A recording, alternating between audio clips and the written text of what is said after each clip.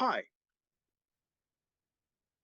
Hi, I'm Julie. hi. Welcome to Detours Understanding Acquired Brain Injury. Hi, and as you just heard from Julie, yes, we're going to be talking about.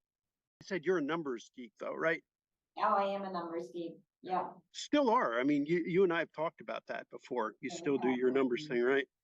I am. I notice things with numbers. I do. Uh, Yeah, and my son does too, which is neat. Yeah, I mean, that's a talent you still have, right? You still can do it in your head and all that. I can I can estimate in my head fairly well. I I can't do bet. the numbers I used to do, but I mean I can Now, estimate neither can decently. I. I can't. I mean, I have problems like even adding, subtracting, multiplying, or dividing just here. It takes me much longer than it used to. How about you? Yeah, same. Same. And I had to ask one of my friends for a calculator because she Mm, had the same profession as me. And I was like, I used to do it in my head apparently, or on my computer. I don't know yeah, what I I did. know. I And don't remember what I did because of my yeah, big but me too. I used to be able to do that in my head, and I can't do it those ways anymore. Do you know how upsetting that is? It's like, darn it, I could yeah, do that all in my head, and I that's know I could do it in that. my head. I don't remember the particulars, but I do know I could. Yeah, I that's could how do I some of the feel. the I knew equations I too. had it in my head, and I know some. I still have some things in my head that perplex me why they're there, but I have them, and Yeah, I think it's so interesting. So I am very happy to be able to help my. I could do the statistical stuff used to in my head, do the some of the statistical equations in my head. I can't do those for sure. I need a Um, computer to help me. Ugh, um, yeah, it's interesting, and I find the brain injury process, quote unquote, very intriguing, and I'm happy that if I can be helpful to somebody else who's going through it with me. yeah, it is a weird kind of But they're experience. so different. Everyone's so different. Isn't that neat? It is fascinating, and this is one of the things that drew me to studying it in the first place. Is like how everyone's pattern. It's like your intelligence overall is pretty much the same. You may lose some points, 15 points, sometimes 10, 15, even 20 in some cases, but overall, you're still a smart person, but you can't use your intelligence as well as you used to. Not the You know same what I way. mean? And that is true. So it's like you're still smart, Julie. I'm still, but the problem is, it's kind of like you have all these fancy tools, in your house, in your garage, basement, whatever, to make stuff, but you just don't know how to make the stuff with it anymore. Yeah, that's a good analogy. Thank you. Yeah. I said to my son who's 17 or 18, I said, I hope you have my brain, Mom. He said, I want my brain, Mom. That, And yeah. I Oh my laughed. God. Yeah. Oh my God. Yeah. That's true. That was the Um, right answer, if there is such a thing. that is the right answer. It's like intelligence is having more tools than the typical person, but the executive side, the skill side, is knowing exactly how to use them to make what you want or do what you want. And people with brain injury have lost like the instructions, or it's like cooking. You have the ingredients, you've got the recipes, or you have the cooking, you have all the ingredients, you've got all the bowls, and you've got the whisks, the spoons, the mixers, and everything else. You've lost the recipes. That's well said. Well said. That's one that I can relate to. That's me And too.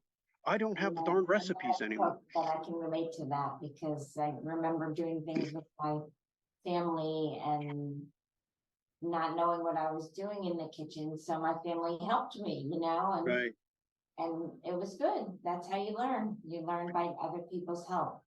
And that is what rehab's about. It's to help you start writing again recipes. You may never get back grandma's cookie recipe or grandpa's, or whatever, barbecue you recipe or something, but you can at least relearn some basics. Yeah. That is what I think a lot with analogies. That's how I think is with like and comparative analogy. I always have. But that to me is like a good way of describing brain injury. Yeah, that's great. I've never thought about it that way, Mark, but I appreciate you saying it's like a recipe and, That's a good way of like describing it to other people. If you want to communicate the experience, you still have all the ingredients, you still have all the bowls, you still have the knives and all that other stuff.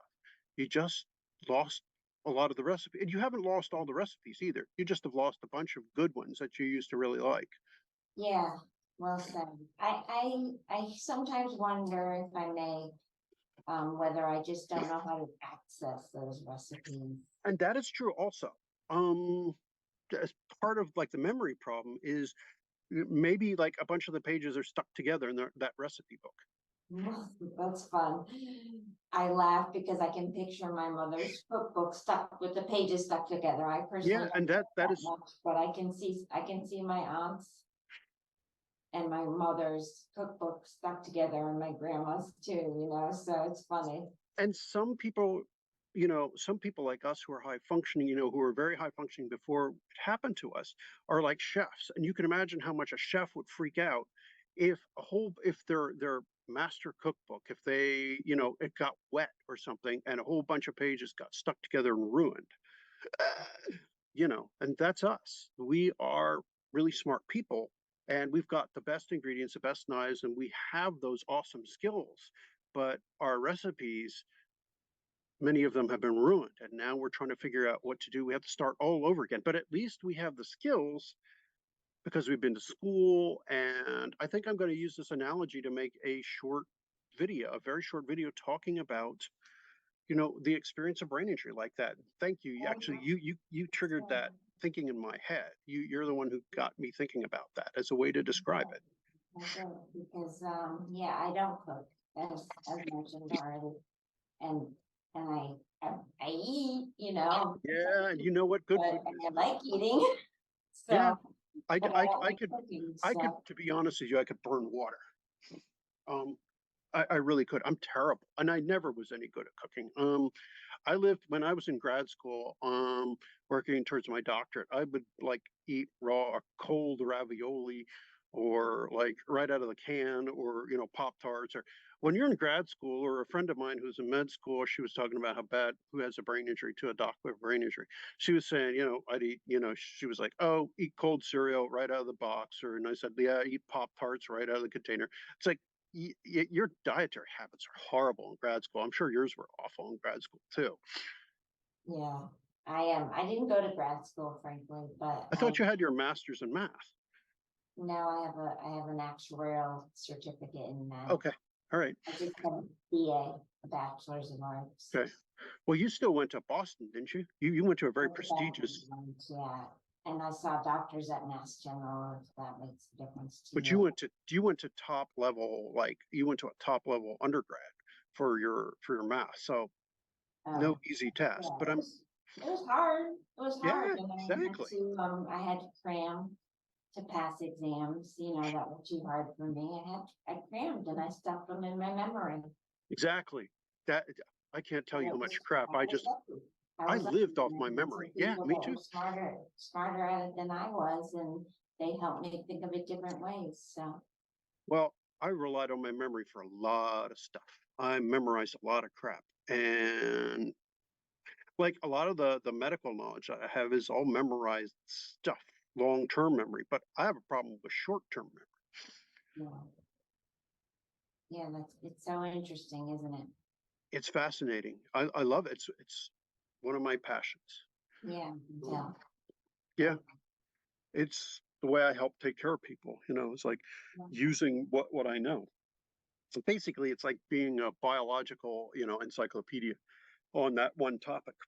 It's like I really appreciate, what you share, and it means a lot. And, it's like this helps other people who feel that. So most people don't survive cardiac arrest like you did. You are a miracle in many ways. 90% die. 90%. Even if they get them restarted again, you are a good recovery. Thank you. No, it's statistically true though. I thank my family and my son's dad especially, because he did a lot for me too. But you represent a good recovery. Even though people would look and say, wow, it's like that she's had a hard life since, her cardiac arrest. But you know what? You are a good recovery. You retain most of, like your intelligence, as I said. You're a caring, kind, compassionate person. You've got the desire to help. Um, you are honest, and you're a loving person. So, it's like the things that matter. We've spoken about this before. It's like Yeah, you have the yeah, it's good. It's good to articulate those things because we take them for granted sometimes. and you need to hear them often from other people, especially because we tend to be down on ourselves. Um, What did you say about being downers? I said, no, we tend to be down on ourselves.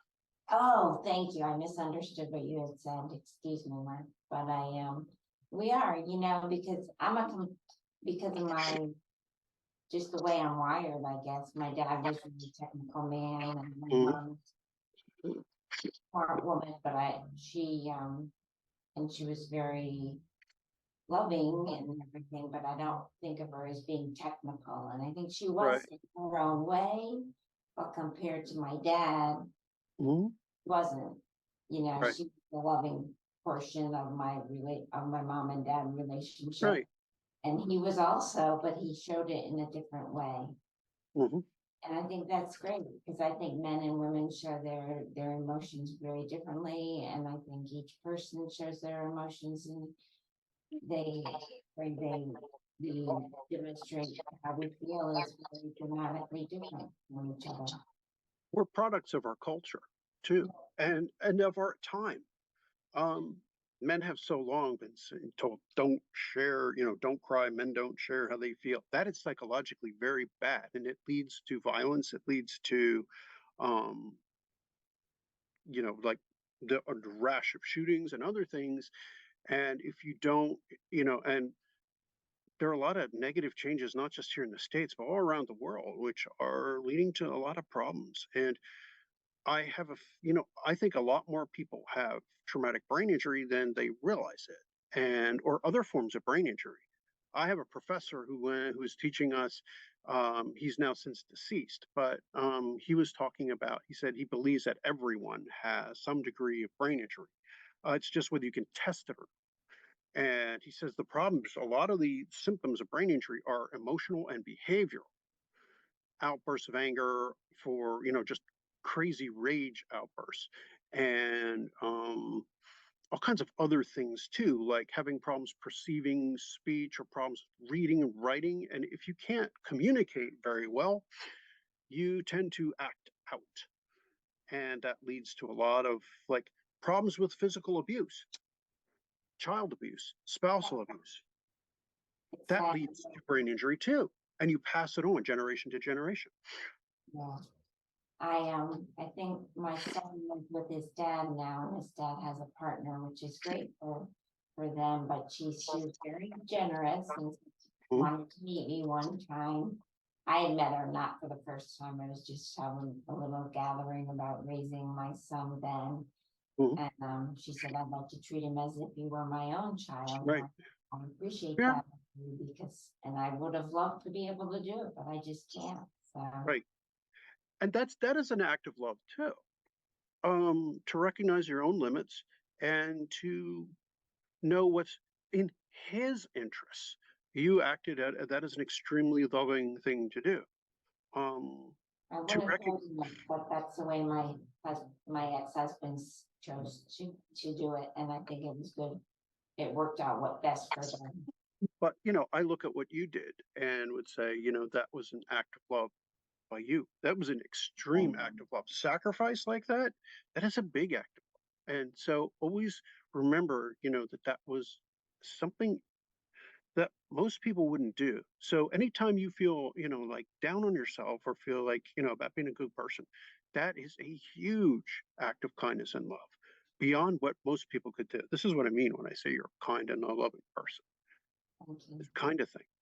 Thank you, Mark. That's very gracious of you to say and to It's kind of true. no, I'm not saying that you made it up. I'm just saying that many people don't think to recognize that I I left Ben, and maybe it was doing him an act of kindness. It was doing an act of kindness. For me, I look at, more important than what you do academically for your career, what your IQ is, any of those things, is, we are judged, I believe, by what kindnesses we do, what good we do, and what will be remembered for our acts of kindness, generosity, not only, for those now, but for succeeding generations.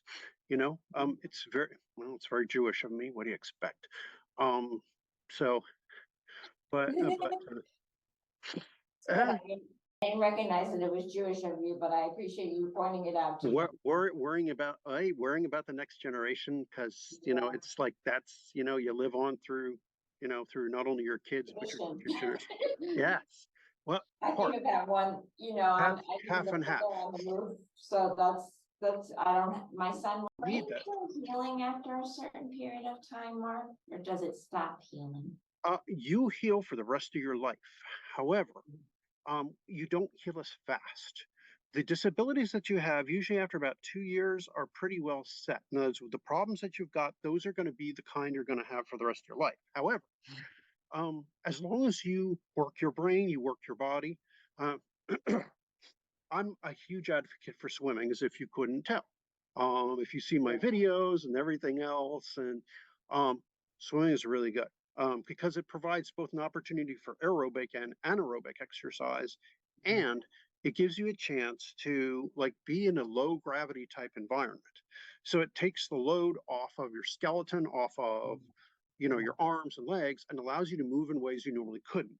It also helps with balance and coordination. It helps with vision, and it requires you to train your eyes to adapt under different circumstances. Swimming is probably the best for brain injury survivors because it forces you to have to relearn a lot of different paths, and the water helps with sensory and coordination, things like that. So much good.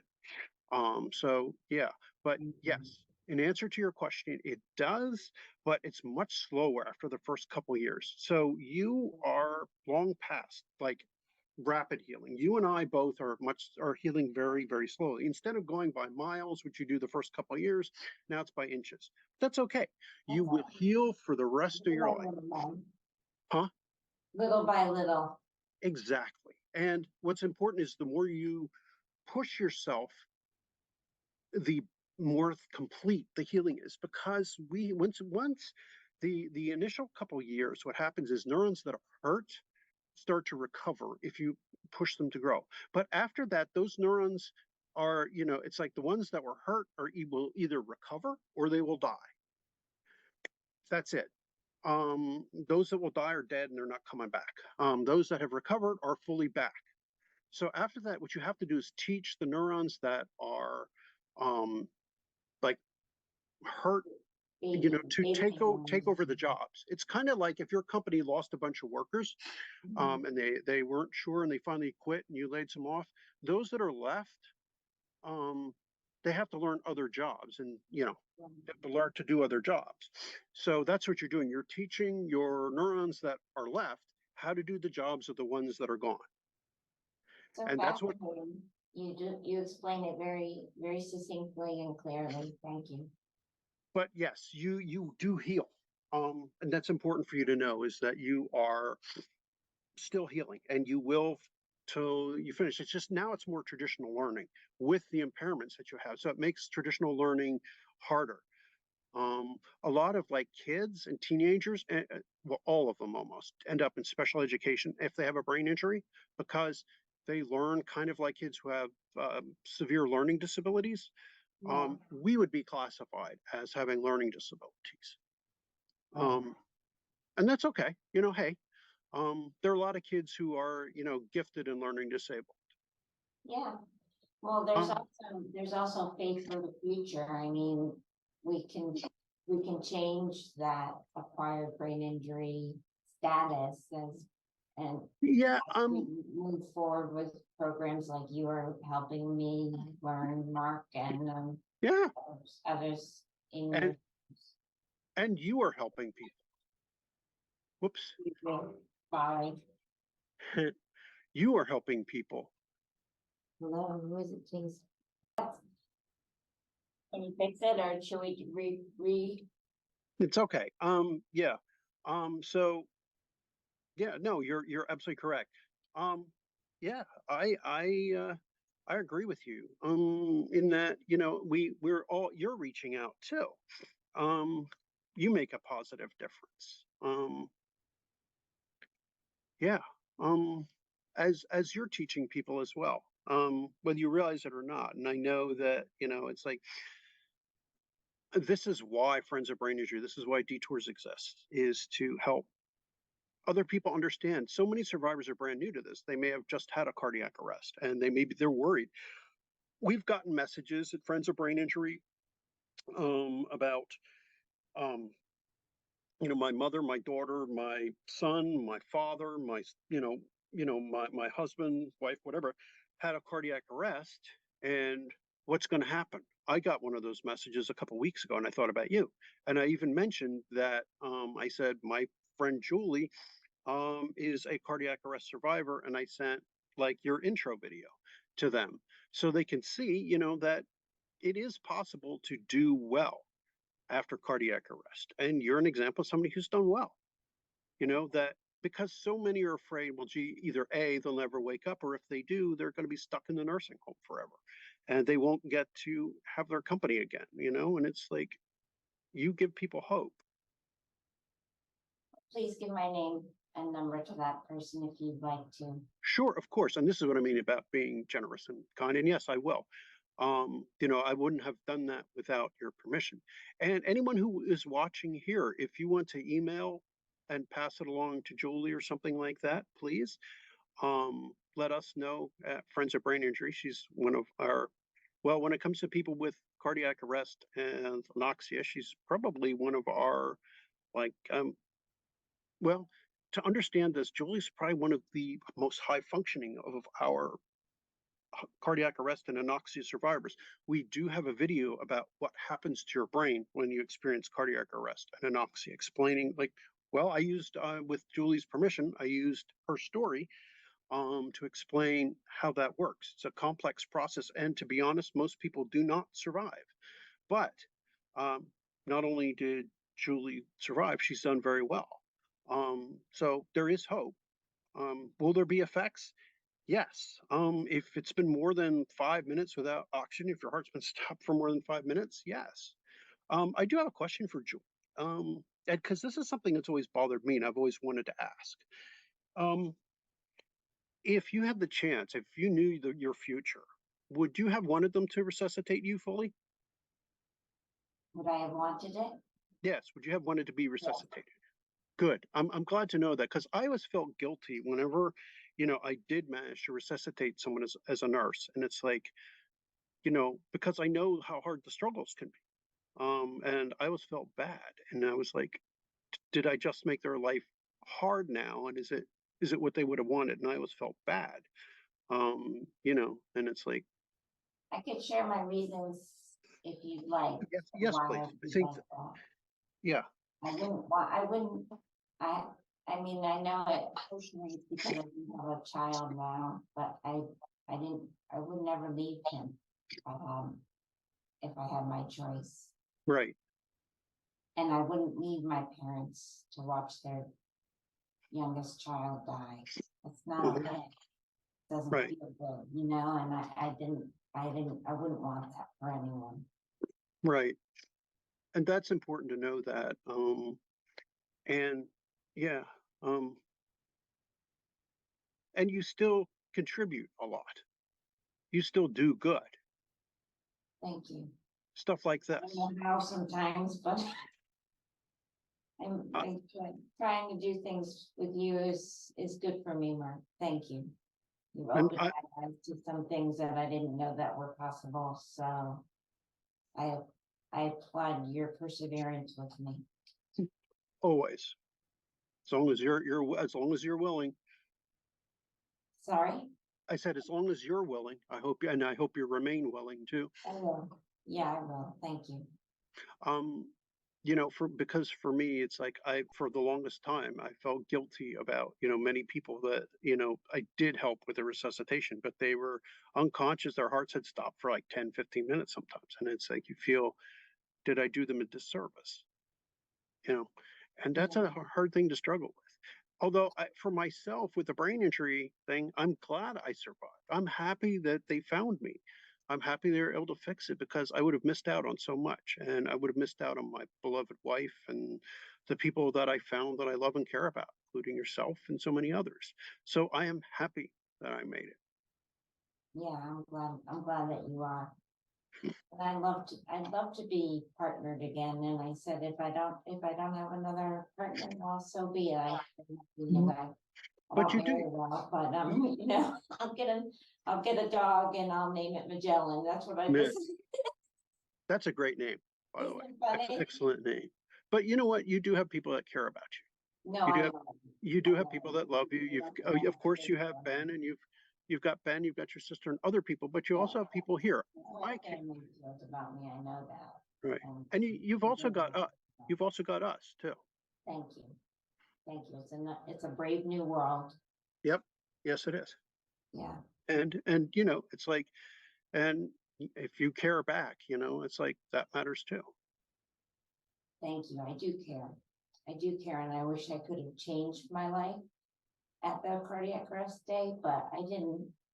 Well, So, I mean, maybe there was a reason for it, and well, maybe and there that's is. the other thing is I was about to get into that. I was like, maybe you needed to be the way you are now to do Oh, your maybe to do. so.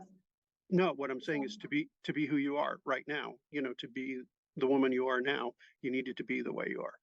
Yes, a fatalist would say that, I guess, but, and I don't know whether you are a fatalist or not, but I mean, No, but from it a doesn't matter to me, I don't care what it you is are, what it is. whatever, but Well, well, if you want to get theological, maybe, if you're a believer, as you said, then maybe that's part of God's intent. did To, you repeat that? I didn't hear that. Oh, I said, if you're a believer and maybe as part of God's plan, who knows? As they say in the Old Testament, my ways are not your ways are not my ways. My thoughts are higher than your thoughts. So who knows? Maybe it serves a plan of God. Maybe your job is to reach out and help and teach other people. I Um, hope, I hope it is.